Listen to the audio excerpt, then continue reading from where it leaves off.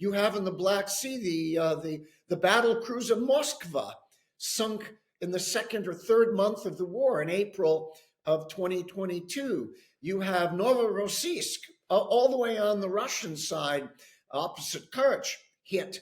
And of course, you had the Russian headquarters in Sebastopol, the Black Sea headquarters, hit by Storm Shadow's a cruise missile that completely gutted that headquarters and had to have made the Russians extremely insecure. And if I'm a Russian citizen on Crimea, I'm saying, what the hell is going on? Hello and welcome to Frontline for TimesRadio. I'm James Hansen, and today we're looking at Ukraine's attack on Crimea and their impact on Putin's invasion with retired Brigadier General Peter Zwack. Peter Zwack served for 34 years in the US Army as an intelligence officer before becoming the US's senior defense attaché to the Russian Federation from 2012 to 2014. He also authored the book Swimming the Volga on his experiences living and studying in Russia at the end of the Cold War. Peter, thank you so much for joining us today on Frontline. Thank you for having me again. I want to start off by just discussing Ukraine's latest reported attack on Crimea, a Scalp Storm Shadow missile strike that struck at least one ship in the Kerch shipyards. What do you make of that? Well, this is actually, when you look at it as the whole front regarding Russia, Ukraine, Russia, in the beginning, if we remember, a lot of concern that the Ukrainians were going to get driven out of the Black Sea. If you remember back in March, April of last year, we were concerned that the Russians were pushing out of Crimea past Nikolaev. They were going to take Odessa, and they captured Snake Island, and it looked really bad. And now what is remarkable is that while the news along the front is very, very tough throughout, including the counteroffensive that the Ukrainians have been working, they have somehow gotten the upper hand in the Black Sea, the strategic Black Sea, in an asymmetric way that frankly few imagined. If the attacks on the Kursk, if you will, the Zayv shipyards just a few days ago, at Kerch, which is at the mouth, the one end of the famous Kerch Bridge that got hit twice this year, once this year, last year as well. It just is another message. It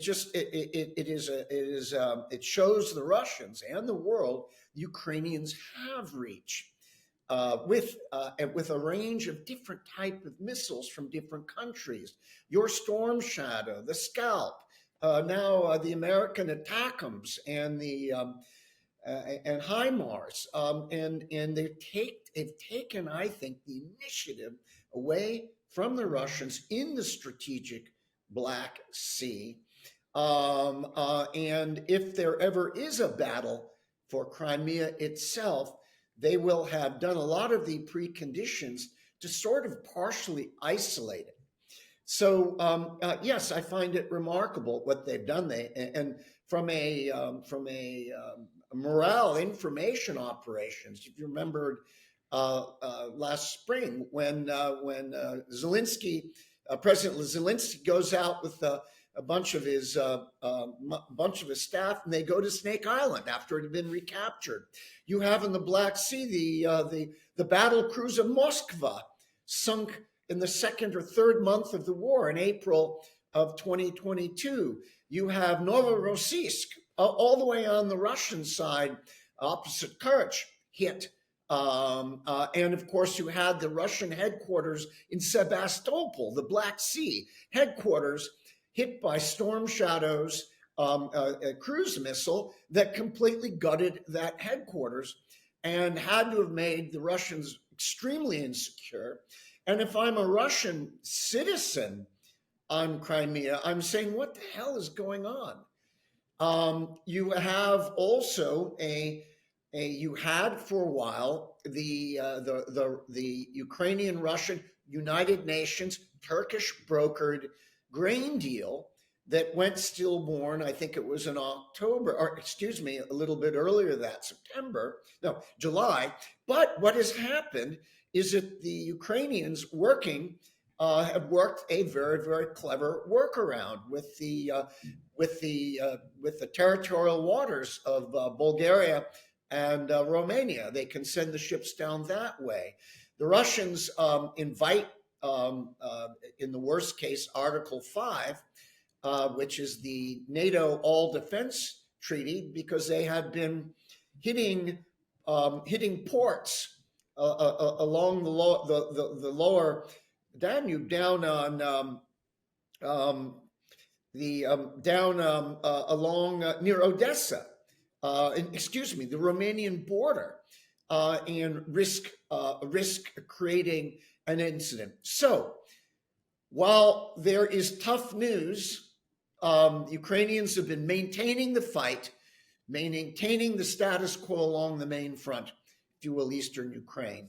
Unfortunately, I think we can now say, and we've tried to be optimistic, that the summer fall counteroffensive is pretty well ground to a halt. Though the Ukrainians continue to attack, they have certainly given more they've gotten. But the weather is not now conducive. You're in the world of general mud, or as they call it, or the Rasputitsa, the time of bad roads. So that's just an ugly, little bit more than a stalemate, which is a pretty bad word in all of this. And the Russians do try to push down near Donetsk, strategic Donetsk, and they have possibly burned out more troops and whatever armor they have on these failed massive attacks along the Avdiivka salient. But all of this, of course, creates losses, attritional. It's a fight, I think that the will to fight is still what the Ukrainians have. We hear talks and rumors of discussions about negotiations and all of that. Everything that we're reading, at least from the Ukrainian government position, is they have no stomach for it. They don't want it, and they're in this fight to the end. And then finally, with all of this going on, and I was just in Turkey, by the way, and so the Turks, of course, are watching the Black Sea and these fronts as well. And look what happened in the Black Sea region just a few months ago. Azerbaijan crushed Armenia in Nagorno-Karabakh. It looks like once and for all. So that was, I think, a quite. I mean, people knew that there was going to be more pressure, but that had to have shocked the Russians a bit. They're their partner, their CSTO ally. And then you have all the other things that are going on in that region. But it was interesting being there from a Turkish vantage point, where they are now watching Russia from the Black Sea, which is, figuring out a way to coexist, I think. But they're looking at Syria, they're looking at Israel and Hamas, which I think will have an influence on the Russians one way or the other. And you can see them in certain ways diplomatically trying to exert their influence. So you've got a lot going on in the greater Black Sea area, where it looks like that the Ukrainians, using great asymmetry. Can you believe those? Those water skimming drones that they sailed right into some of Russia's major ports down there? So there's an awful lot of creativity. It's far from over, but it's definitely put the Russians on a back foot in a way I don't think they expected. It's interesting you mention how the Russians will be feeling. I mean, it's almost impossible, isn't it, Peter, to really put ourselves in the position of Vladimir Putin or the Russian military leadership. But But how do you think they will be feeling at the moment, in particular about what's happening in the Black Sea and the threat to Crimea, given not only the strategic significance of that area, but the symbolic significance? Yeah. Well, I think the Russians they probably got competing, if you will, feelings or perspectives. One, it seems that they have somewhat gotten their legs back under them in the main front on the Donbass. That doesn't mean they're winning. They're still taking terrible losses, and you wonder when things snap, if anything snaps in Russia because of that. But in the Black Sea, momentum is still not with them. I mean, again, as I mentioned, Zalv, well, I know it's a mouthful, Zalv, the shipbuilding port in Kerch, strategic Kerch, was hit. A Russian corvette being constructed there was damaged. It's principally a tanker and container port that sends out pretty big ships, but it just shows the vulnerability of the Russians there. I think that and they used I think it was Storm Shadow and possibly ATACMS to knock out two of those major S-400 batteries, air defense batteries, which is a very lethal capability for the Russians. And so the Ukrainians have made it difficult. I don't think the Russians feel at this moment they're about to lose Crimea, but it's taken them way too much to they've got major blows to their prestige, and it's been hard to explain inside Mother Russia, if you will, why this is happening. And I imagine that there's been some real soul searching. What is fascinating, the bulk of their Black Sea fleet that was harbored in Sebastopol have redeployed to Novorossiysk, which we've seen now isn't so safe, and other ports along the Black Sea, Sea of Azov. But there must surely come a tipping point whereby if it is perceived within Russia that Crimea itself is under threat, I mean, that could be the kind of thing that brings about an end game for this war. Well, yes, I think so. And I think that the Russians seemingly being able at great cost to hold the line this summer to the Ukrainian counteroffensive down the Zaporizhia axis and Kherson, I think towards the coast was I think a major objective both for the Russians with their multiple defense positions and the Ukrainians. It just looked too hard. In many ways, the multiple Russian defense lines remind me of, just 100, 150 miles away, 1943, when the Soviets put up those massive defense lines along the Kursk salient, and were able to blunt a major German offensive at that time.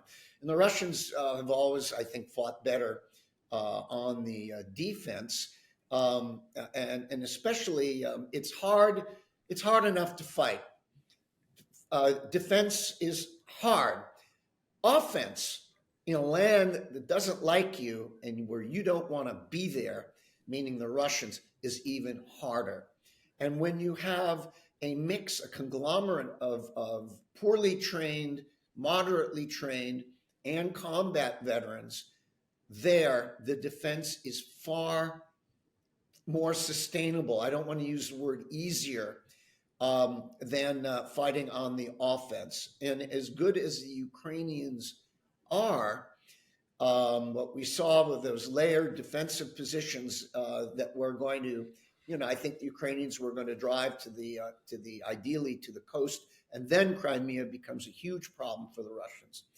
Just couldn't get there. though they haven't stopped, and there's new equipment in the pipeline. But this isn't done just by pipeline by equipment alone. No, the Russians are very worried about Crimea still, but I feel they probably feel that the tempest may have passed somewhat, and they're moving with a little bit more confidence. And one other thing, James, to remind, and I'll say off the Black Sea, the margins of the Black Sea. Who could have believed 3 to 4 months ago, the whole world, we were all riveted with this sort of renegade, oligarch, Yevgeny Prigozhin, mounting a drive out of the Donbass to Rostov, which is sort of at the gateway to the Black Sea, and then drives halfway to Moscow. And it's as if it didn't happen. When you think about that was huge news. And at that time, I have to believe that the whole Ukrainian situation for the Russian general staff and the regime was crisis, because they punched up there. The Russians were distracted. The Ukrainians were pushing, and then that ultimately fizzled out, and Prigozhin, shot out of the air or blew up in the air. So, but that's actually kind of part of the edge of the Black Sea. It's all interconnected.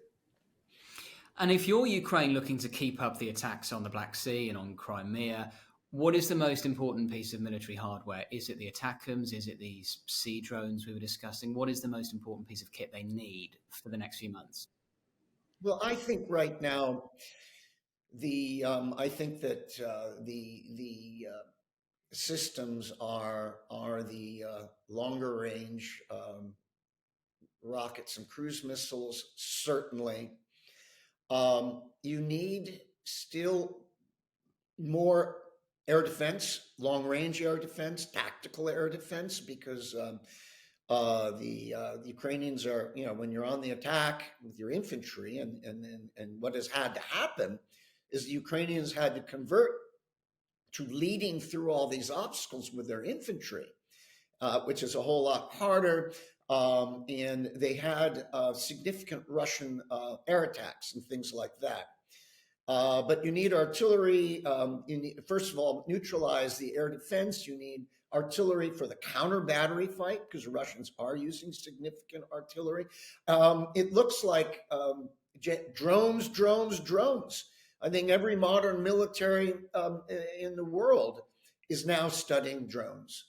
And I have family in the U.S. military in a combat unit, and it's a lot of time is spent now training on drones. It's completely it's a game changer in many ways. You can't just hide your artillery behind a tree line or a hill.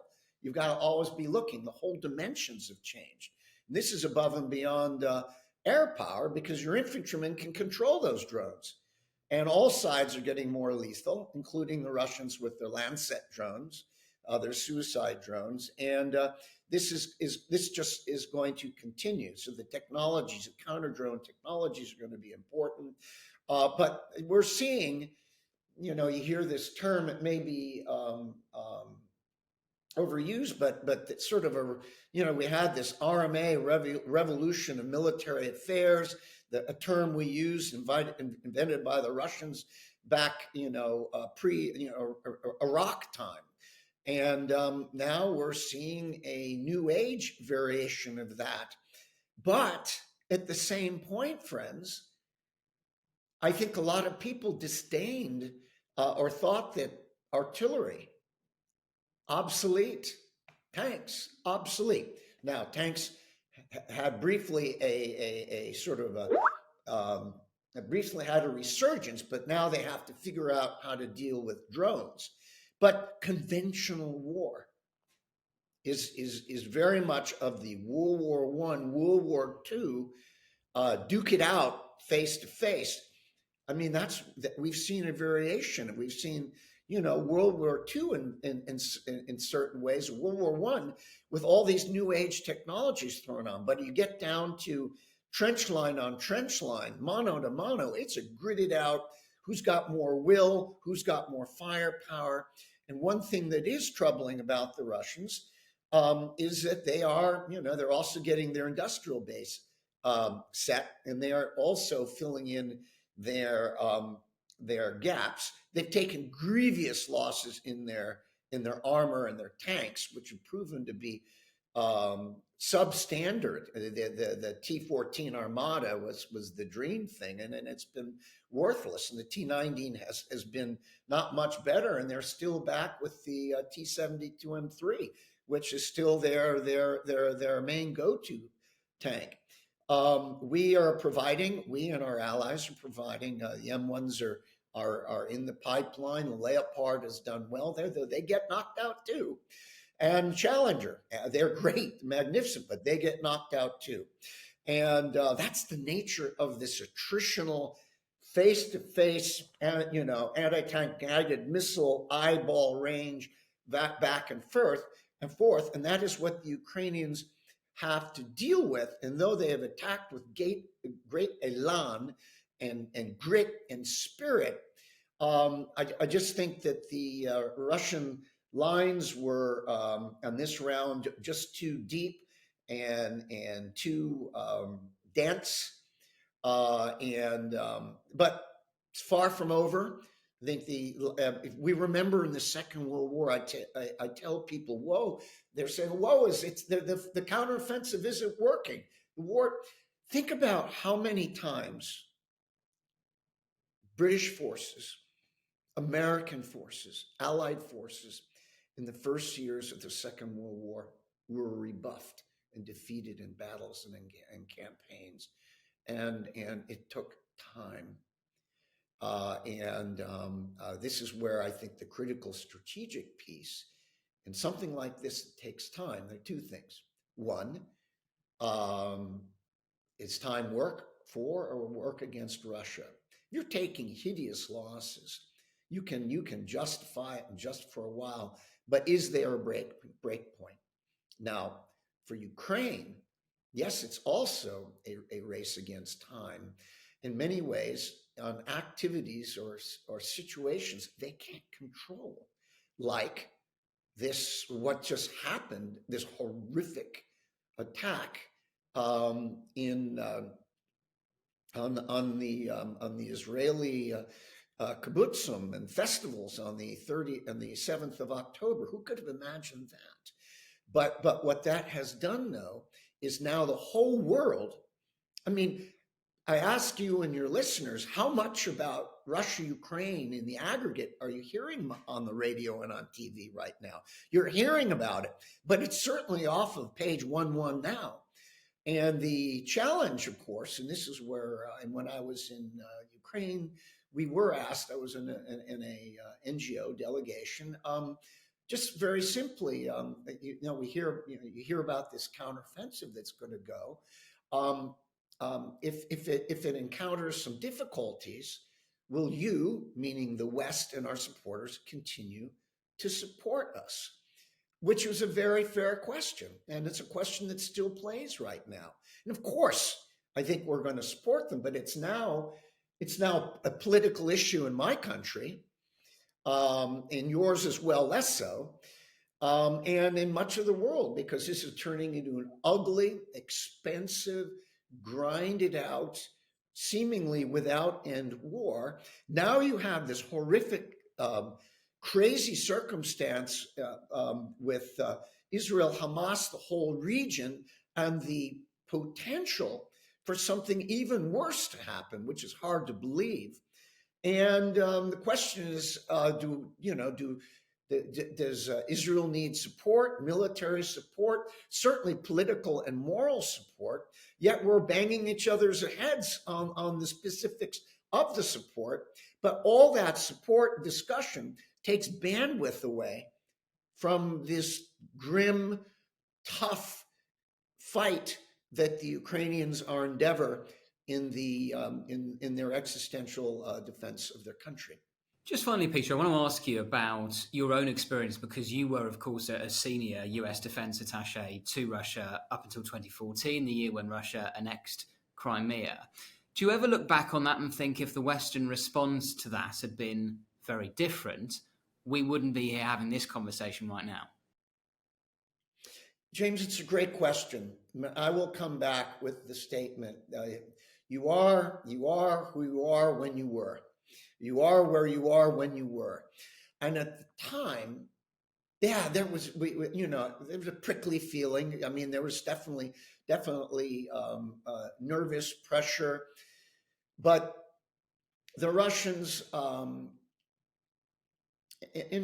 there were those that predicted it and all that, but it was not in the mainstream. The Russians stole the march on the stealth invasion and illegal annexation of Crimea, and it happened within weeks. And then followed with their not so successful press into Donbass. They tried to subvert, their proxies tried to subvert Kharkiv. It failed. If you remember, they had that ugly event in Odessa that failed. But there was a lot going on in that at that time. Yes, with hindsight, could we all, the United States and its NATO allies, being more aggressive? I will say that there was a lot of midnight oil being burned on this. I mean, this was the indicators were there, but often in sort of, I think that there was also a sense that no, they're not going to do it. This is right on the tail end of Sochi. And the brazenness of the Russian attack and the manner that they did it with the little green men and all of that was, I think, took most of us somewhat by surprise. I can say in the lead up before that time, inside Russia, their History Channel and their various networks and especially TV were playing heroic movies about the defense of Sevastopol and World War II and the Crimean War. And I mean, it was there. Also, Europe, NATO was not postured as it is now in 2014 to do a major military intervention, just not.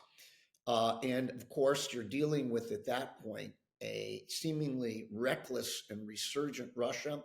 And while it may be seen as a sign of weakness, if you're the president or prime minister of your nation, and you all of a sudden have one of the second most lethally equipped nuclear power in the world just go rogue, you have to really think carefully. And it's so easy with hindsight. Well, we should have been more aggressive, put military here, done this. Well, what if we'd gotten it wrong? And this is what I think the president and the administrations across NATO. NATO wouldn't have intervened at 30 or 31 nations at that time. It would have been a coalition willing. What would it look like? Did we have the right forces? Did we have the right conventional forces? I mean, I remember it was a big deal, James, because we were all worried that after Crimea and the ugly proxy fight in Donbass, that they were going to make a stab at that time, while everybody was unsure, possibly at the three Baltic republics. And I remember that the most important thing that we did was I think it was April, sent an airborne battalion, 3 companies of the 173rd Airborne Brigade Regiment out of Vicenza, and put a company of 250 guys in Lithuania, another 250 in Latvia, and another 250 in Estonia. And while it wasn't a lot of guys, it was all of a sudden Russia. All right, we've just put human capital, skin in the game here. If you come this way, you will be the aggressor, and you will have a lot to pay for that. And I think that all the NATO nations and regional were figuring out workarounds, because what had we been doing the last 10 years? We've been drawing down. We've been drawing down our forces. We weighted ourselves to the Middle East and elsewhere. And as you saw, it was just enough, and the sanctions. And yes, people say sanctions are weak and all that, but when you don't have a lot in your persuasive kickback, the sanctions matter, especially when you're dealing with a rogue nation that deals in black money, and oligarchs, and so that was how do you get Russia's attention with the rest of the world, while getting our military back instead. We pulled almost all of our M1 tanks out of Europe, if you remember. So we weren't postured, unless you want to go, defense condition and go into a nuclear bulk up.